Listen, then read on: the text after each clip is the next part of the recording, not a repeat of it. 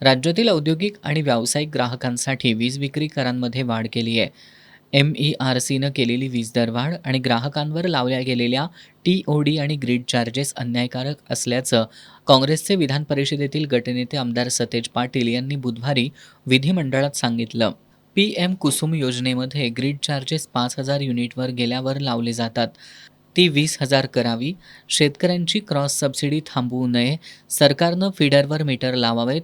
Force भारनियमन बंद करावे. तसंच येत्या 14 जुलैला या संदर्भात सुनावणी होण्यापूर्वी मुख्यमंत्र्यांनी बैठक बोलवावी आणि ग्राहकांना न्याय द्यावा अशी मागणी आमदार पाटील यांनी केली होती. परंतु माझं मागच्याही देखील म्हणणं होतं, फीडरवर तुम्ही या ठिकाणी मीटर लावा, म्हणजे एक्झॅक्ट कळेल की नेमका किती वीज त्या ठिकाणी जाते. आपण मागच्या वेळी बोलला होता ते लावणारे अजून त्याची कारवाई झालेली नाही. 2,000 फीडरपर्यंत आपण पोचलेलो आहोत. अजून पोचणं अपेक्षित या ठिकाणी आहे, असा माझा दुसरा मुद्दा आहे.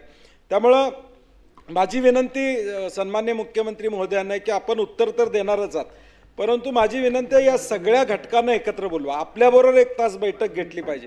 यावर मुख्यमंत्री फडणवीस यांनी ज्या घटकांवर अन्याय झाल्याची भावना आहे त्या सर्वांचं म्हणणं जाणून घेण्यासाठी लवकरच बैठक घेऊ असं आश्वासित केले.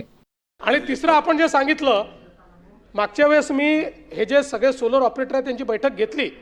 मी जे कबूल केलं होतं त्या संदर्भातली बैठक झाली. आपण म्हणता तशी पुन्हा एक बैठक घे. इतर राज्यांपेक्षा महाराष्ट्रात वीज दर कमी असल्याचं सांगितलं गेलं, मात्र वस्तुस्थिती तशी नाही. उलट इतर राज्यांपेक्षा महाराष्ट्रात वीज दर जास्त असल्याचं आमदार पाटील यांनी यावेळी निदर्शनाला आणून दिलं.